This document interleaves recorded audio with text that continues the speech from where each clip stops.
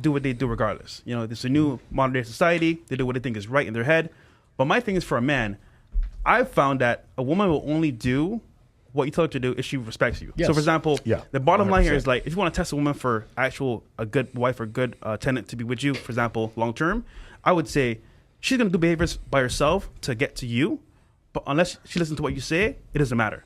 So that to me is a golden rule there as well. I don't know if you guys agree. Yeah, 100%. I gotta add one in. Yeah.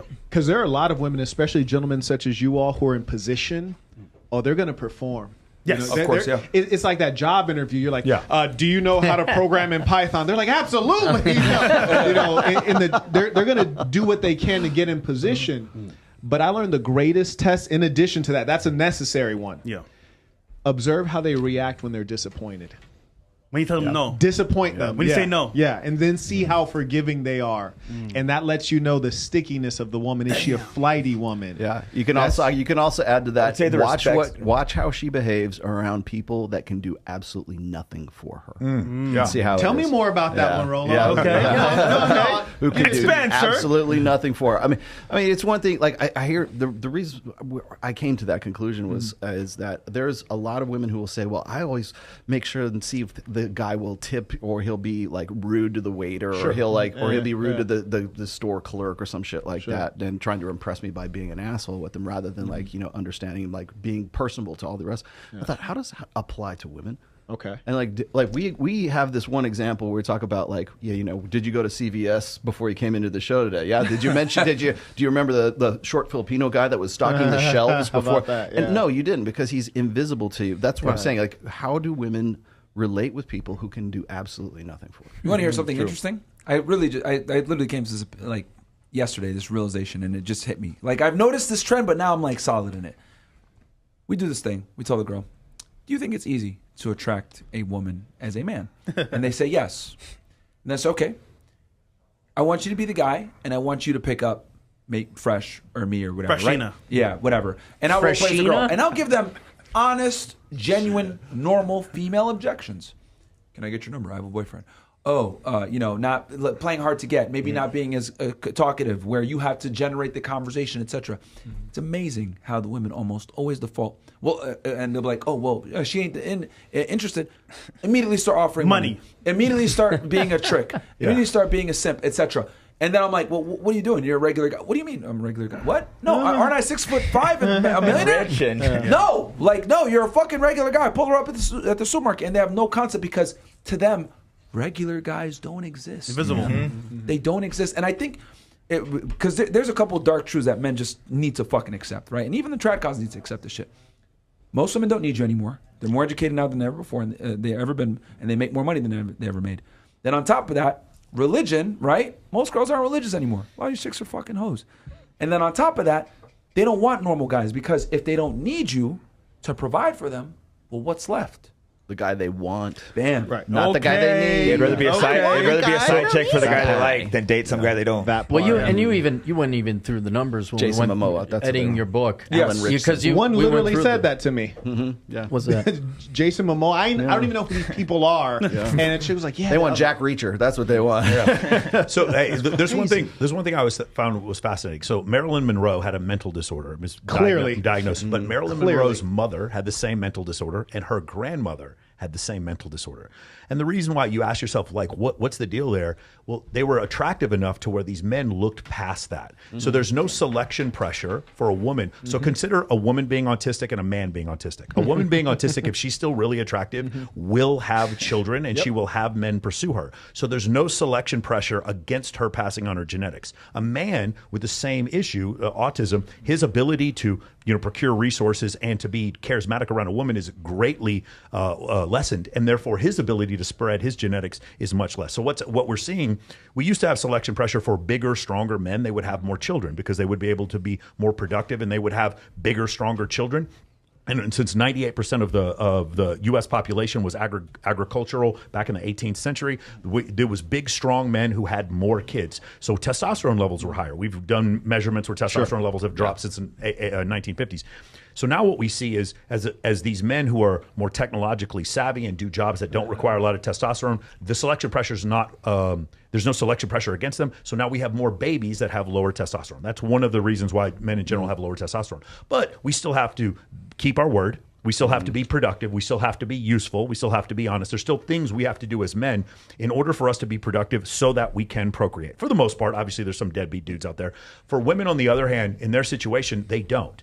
What happens is whatever they come with, whether it be schizophrenia or borderline personality disorder or whatever, my point is, in every population, those things are generally not desired and they're selected against. But if you're hot enough, they aren't. That's my point. They aren't. And so those things will continually get pushed on. This is, again, the whole thing I'm just saying can put down in one sentence: don't stick your dick in crazy, because that's what sticking your dick in crazy. To that, though. Yeah, but when you stick your dick in crazy, you are continuing. Not raw. You're telling me bitches can't be penalized for being retarded? Yeah, that's the thing. This is fucked up. Hey, I've got an example. Amber Heard. Let me throw a couple things in here real quick, because I have people in the chat wondering where Andrew Wilson is today.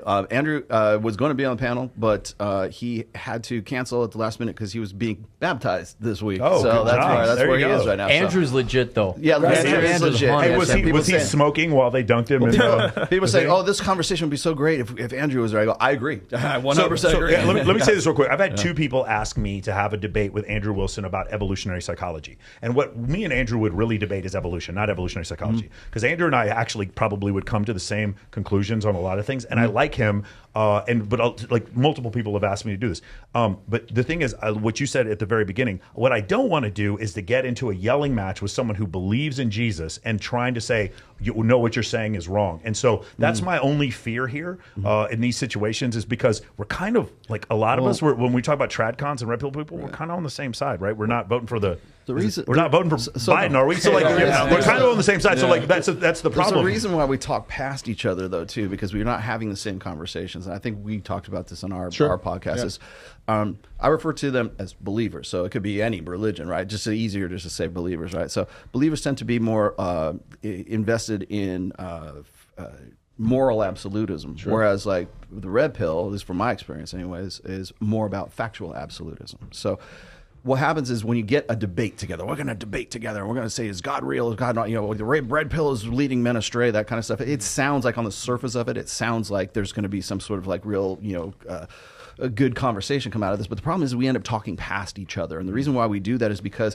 the believers tend to have a different goal than people who than empiricists, right? So when I'm having this conversation with somebody, I'm saying, the red pill is not a ideology, it's not a religion, it's not praxeology. It's a praxeology is what it is, yes. And that's the best way I can describe it, right? Because it's based in empiricism. Whereas if you're going to talk to believers and you have empiricists and believers, what happens is the believers tend to want to figure out whether you're a good person or you're a bad person. Yeah. Is it right or is it wrong? It's about best practices. They call us degenerates. Right. Exactly. Because you're discussing things that sound like you're endorsing these things, because just because I can discuss the worst atrocities in the world, it doesn't mean I endorse them. It doesn't mean that I'm on board with this. I want to understand how we got to that position on a certain topic. And it doesn't have to be atrocities. It could be anything, right? It could just be like, especially things that people are really invested in, such as marriage, such as sex, such as having babies, such as solving their reproductive problems, right? So what happens is, you have these believers who their goal is to figure out what the best practices are, what should we do, how do we solve the problem, and that's a noble goal, don't get me wrong, and understanding what we ought to do. But the red pill's not about oughts.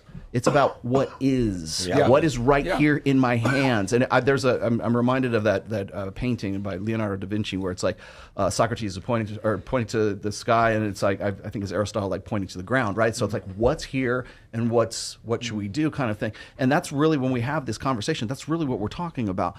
And so what happens is, the moral absolutists will say, well, those red pill guys are sons of bitches because they believe in or they don't believe in marriage and they don't believe in a nuclear family. They don't open on his end and closed on her end. That's kind a of thing. beautiful thing. They think about those. They think about those things, and then they look at that and they go and they say, well, this is not according to my religion. This is not best practices, right? So therefore, you're a sinner and you're going to hell.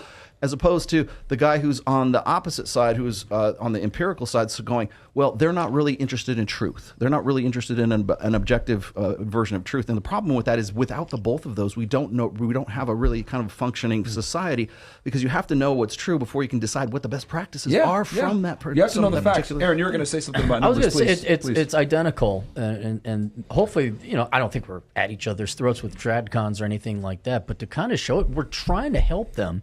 And it's exactly the same when I talk about worthless degrees and how women major in these horrifically dumb degrees.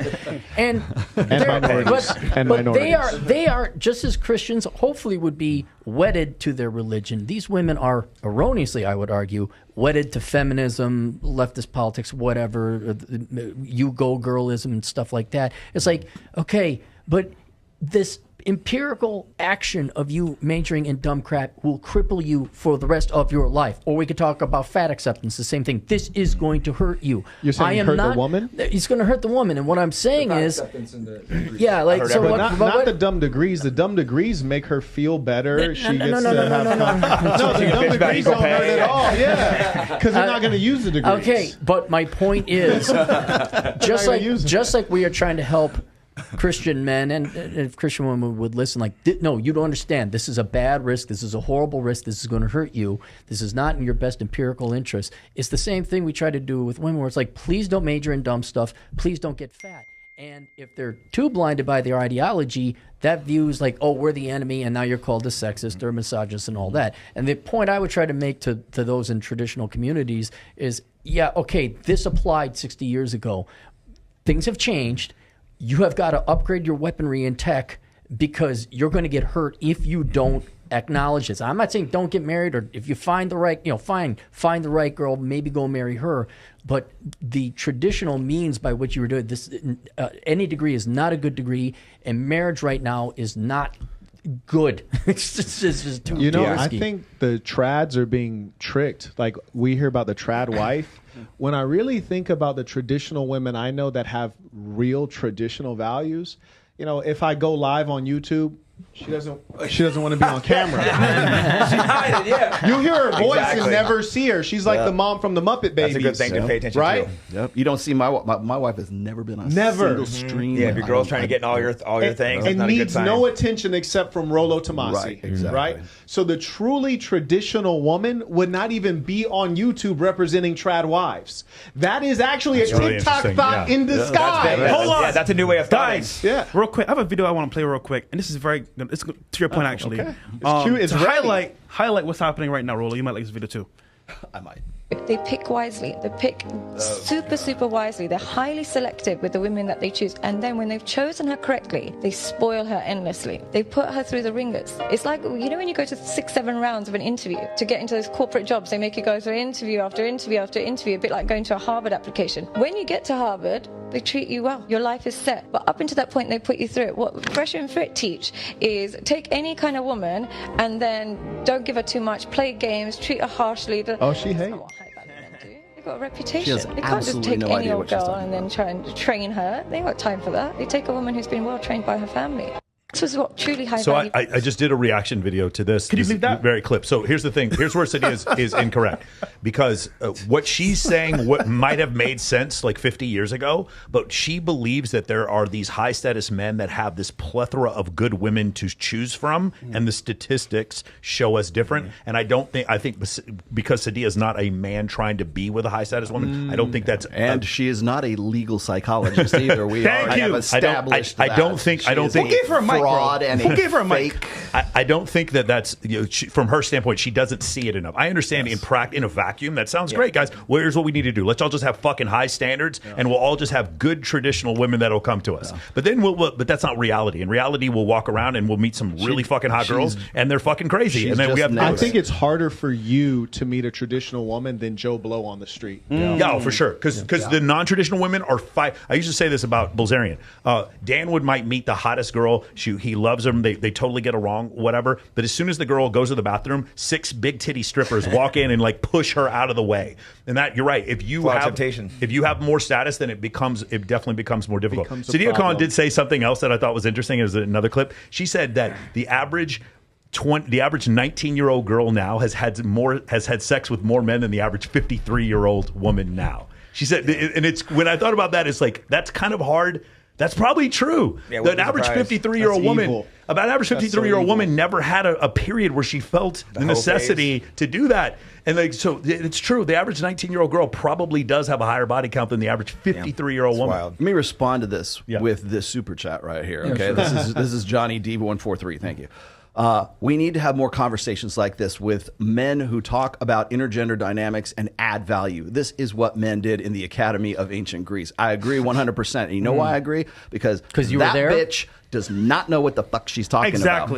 And that's who people are, because she's pretty, she's got big tits, she has no degree in fucking, she's not a clinical psychologist. At least Jordan Peterson has a degree in clinical psychology, okay? Never ask women for dating So advice. what happens is she gets popular by riding you guys' jock the whole fucking time, right? For a while, and again, anybody who watches your show knows she's full of shit. So when we have this roundtable discussion right here, and we're not kicking dumb hoes off, we're not Frank Castling anybody, we're having this conversation right here. How come they're not doing clips of this fucking show? How come they're not going and saying, hey, this was a really good conversation. Why don't we clip this and see how it works and see how it flies? The problem is that nobody's shedding blood. Yeah. Nobody's dead on the floor. There's no big titties here. They're not flaming. They're not red, and they're not on fire. So.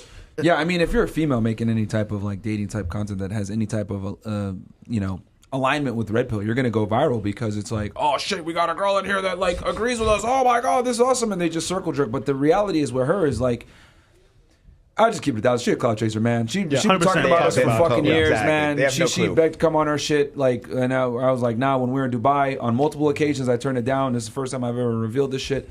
And I was just like, nah, like, if you want to come, you got to bring some other chicks with you. We're not going to bring you on. That's the fucking truth. If I'm going to be all the way at 1,000, and I got the proof. But, like, again, she's been coming at us for fucking years now at this point. Well over a year. Just saying all this bullshit. And it's just like... but she's a traditional woman, right? She wants the exact same thing. She's unmarried, she's on about to be in her camera 30s. promoting this. Like, she understands our lifestyle, mother. but she doesn't understand anything. By the way, she's a single mom? Yeah. That's what I heard. I was looking up her degrees because there's Reddit. I know she's pushing 30 and thread single. after thread. Yeah, I know she kept. She don't got. Isn't it funny, right? Women come into our space and they sit down, listen to the points, and say, you know what? I could say this as well. So in a softer, nicer tone to appeal to more people at a bigger level and gain a following. And then what they do is they grift off the space and they say, you know what? I'm the arbiter of truth now. But bitch, you're a girl. You understand this. It's crazy, bro. If you try to give really good advice to men, it's very ugly to the public. We're like, hey, you remember, don't listen to exactly what she says. Pay more attention to what she does. It's very ugly to the public. I like Chris Williamson, but Chris Williamson has a clip where he goes, just be yourself. He says it with his Welsh accent, and I'm like, dude, you take your shirt off for money, telling men to just be themselves. That is crazy. It's like Shaquille O'Neal saying, just get taller. It's fucking crazy. Just look at the banner on his YouTube channel. It's just like ripped like this. And my whole point is this. What's happened is there's two types of dating coaches. There's the dating coach who gives the good advice, but now we're watching how the sausage is made and it's ugly. And a lot of people don't want to see that. And now there's the dating coach that your girlfriend approves of. And that's Sadie Khan. That's Chris Williamson. You should listen to her, man. That's Alex Datesike. That's Mac and Murphy. They're dating coach that your girlfriend approves of. And that's what's supposed to happen now. Isn't it funny? All these people are super good looking, giving us dating advice. Yes, it's amazing how that works. It's just so funny. And so that's the thing I'm talking about. Here's the biggest litmus test if the advice is good. Dating in itself is adversarial, right? Right, and we've talked about this Rolo ad nauseum, Mating right? strategies. Like the man is trying to get sex and the woman is trying to get attention and resources. Both parties are fighting to keep their resource and get the others without giving up theirs. So if you're giving advice to one party, it automatically puts the other party at a disadvantage. Yep. So if you're giving proper fucking advice, the other party should be enraged that you're giving the other one information that puts them at a significant disadvantage. Well, and I've always said this too. When women warn each other about men, it's called advice. When men warn men about women, they call it misogyny. Because the truth is, women don't want you to know the truth because that's their only fucking power. 100%. When you know the truth and you can't be finessed and you can't be manipulated, guess what? She ain't got no hands either. She can't do shit to you. So they don't want you to know. But this is why I always say, women dating coaches, right, or women that give advice in this situation, they give you half-truths. A lot of things that Sadie says is actually correct. I'm not going to shit on her. But a lot of things she says is very incorrect, and I'm not going to blame her because she's a woman. Yeah, how would she know? She does not know. I'll give you some inside baseball. When I consult, I rarely consult women, and I'm probably never going to write a book for a woman for one reason only: they won't listen. And I don't mean to slam that, but Bruce wrote Lady. No one bought it. Yeah. Which was a fantastic book. Right, yeah. And Bruce wrote a book for women called Lady. Aaron, great book. You should write a book on what they want to hear. Well, They don't buy it. but 5 love languages. That's called Oprah. Operation Evil. Well, it is Operation Evil. Yeah. No one even knows Bruce wrote a book for women. It's called Lady. But as it pertains to our overall conversation, I would say, especially because everything is bought and paid for and taken care of, and they're not threatened with death or ostracization from the village or whatever, women, they don't have to listen to the truth. And I think a lot of younger men, and again, the TradCon community, you have to understand now, especially, say, using the materialist 80s, I guess, as a mark point, these girls will not entertain any practical, hard advice that would make for good quality and character, let alone a marriageable woman. And so things like, well, you got to tell a woman to lose weight nowadays. You can't do it. You'll lose your fucking job. If you try and do something like that. Tell a girl to major in engineering. Tell a girl, like, hey, maybe you should keep the number of dicks in your mouth below a gross. Just wondering, and for any young guy out there, if you're out there dating, see if you can give some advice along the lines of eat your broccoli, something that's healthy but is sacrificial and painful, and you'll see because you cannot have a healthy marriage or committed relationship unless the other person is selfless. That's the whole point of love, is you love that person more than yourself. Well, if they're all about themselves, which they are, because that's how we've been trained, and they never ever needed anyone else, it is a huge uphill battle that you're facing. So you can, if you can't even get a prospective woman to be empirical, like, hey, you want 3 kids? Well, we better get a house that fits this. Yeah. And we're going to only be able to afford these kind of cars. Well, I need to have an import. Well, fuck you, because math. That's it. We had a girl on the show recently, by the way, right? We have a game we call Wifey Test, where we put our Instagram page and we see how you look, for wife Honey, material. listen up. And actually, this girl pulled up her page, and that was not her. We said to her, listen, sweetheart, is that you? Who is that? Oh, yeah. And we told her to her face, listen, just being real here, who is this person? Because this is not you. And she got upset. She said, listen. This is a big girl? Yeah, big girl. Oh, yeah. She's like, oh, this is me. If you don't like it, da-da-da. We're like, don't you want a man? She's like, yeah. Well, he's going to see this and then say, yo, who's this? And she's like, well, I don't care.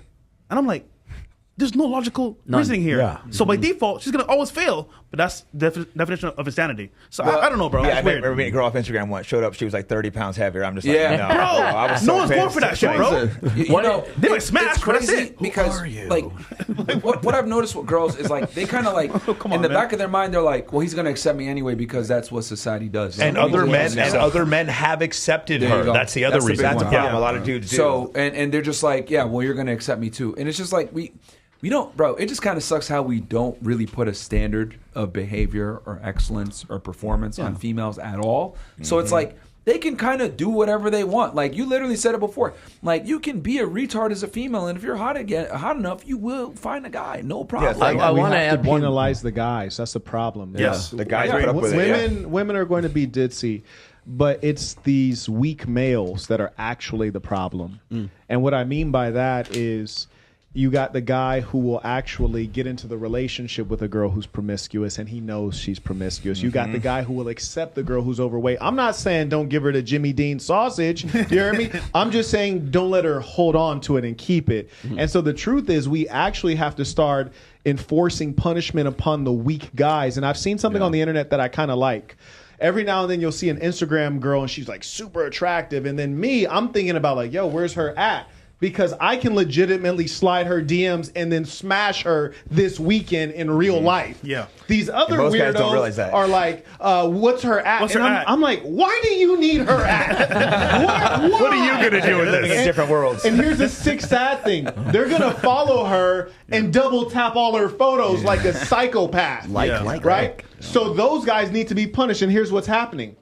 There's some sick characters on the internet. They'll put, oh yeah, here's her at. It's at, Carla Jones. And then you click it and it's like something totally disgusting. Yeah. It's like, have you guys seen that before? Yes. Yeah. And I absolutely love it. But that's just the start of what we actually have to start doing. I was gonna